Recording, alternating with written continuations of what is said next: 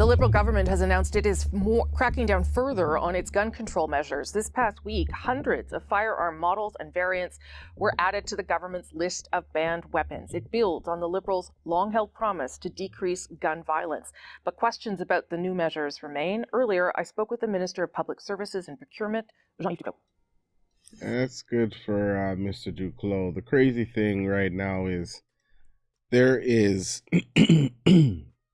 video after video after video of where these guns are coming from. Okay? The guns are not being used by legal gun owners in Canada. We have an underground crime epidemic caused by Justin Trudeau and his policies of open border and lax on immigration, no defense at our border. So it's an open sieve. Things are going left, right, north, south, all illegal, I might add. And I have video upon video backing this up. The river from Port Huron, Michigan, the OPP, the United States Homeland Security, and our Canadian Border Services as well. 27 firearms were seized in this 10-month covert project. And you can see all of these are semi-automatic weapons with magazines, which can be extremely, extremely dangerous to anybody. All right, so he's a little disingenuous. Yes, they are semi-automatic because they are pistols. But as you see, there's not one rifle on this table. Not one. Most crimes committed are with handguns. Even in mass shootings, they are with handguns. There are exceptions where there are long guns used, rifles, but in most cases, it is a handgun that is being used. Here's another instance of cross-border guns. The CBSA became involved in this project in June of 2022, when an international border element was identified through our Joint Forces operation with Toronto Police's Guns and Gangs Task Force. Our intelligence and officers and analysts assessed and provided our partners with border-related information held by the CBSA linked to the illegal movement of firearms across the border. One firearm can be used in multiple crimes, multiple times, so even a single seizure can have a ripple effect. Largest undefended border in the world, right? We all know that. So there's a variety of smuggling techniques that are used. Everyone at the head table here, we all know this. They're coming across the border in different manners and different smuggling techniques. So we know where the guns are coming from. The guns that are committed in the majority of the crimes here on Canadian streets are coming from the United States and other places. There are no ifs, ands, or buts about it. But they want to take your guns. Why do you think that is? Disarm the loyal Canadian and leave only the criminals with the tools on the road? There's something to be said about that. Legislation to prohibit or ban something is one thing. When you're doing operational enforcement, as I said, on a very large border point, that's a separate thing.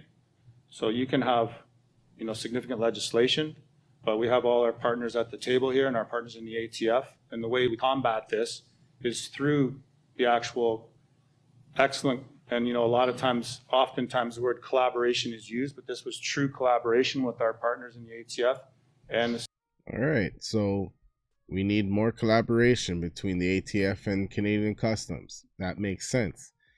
We're going to have some of that now because Trump has made Justin bend the knee and finally take up, $1.2 billion to help secure our side of the border. It's about damn time.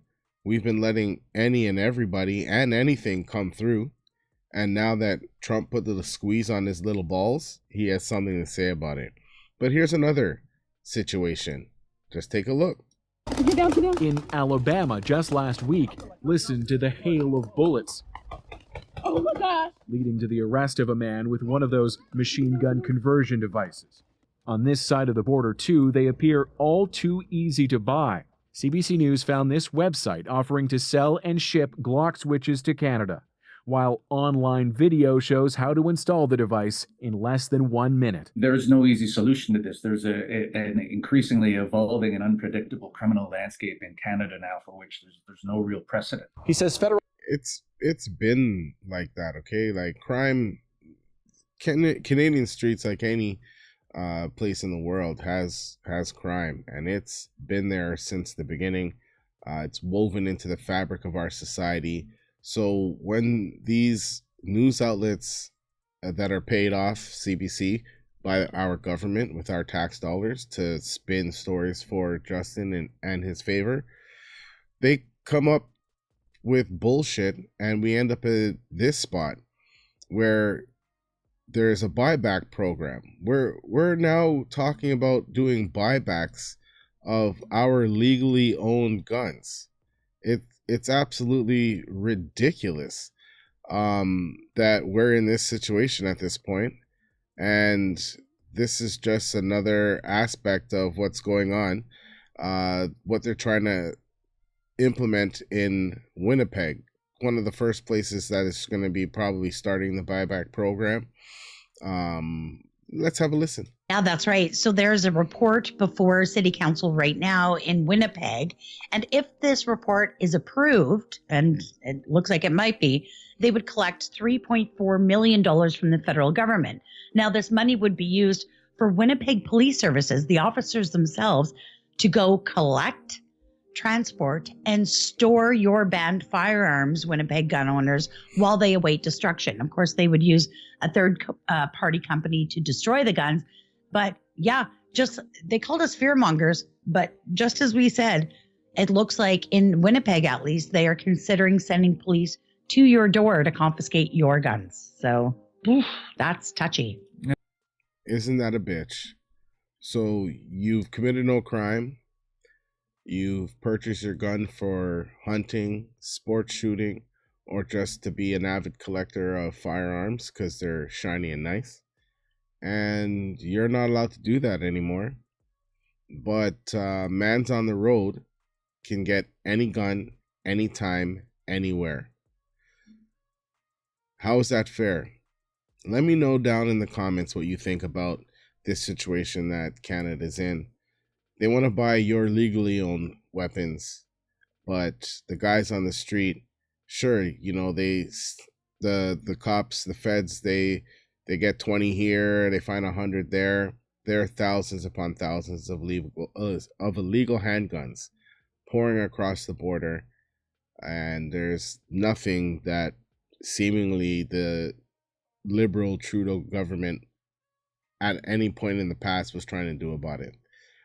Thank you, Donald Trump, for squeezing Justin's little testes. We appreciate it. He's finally going to do something at the border. Canada, we effed around and we found out. Peace.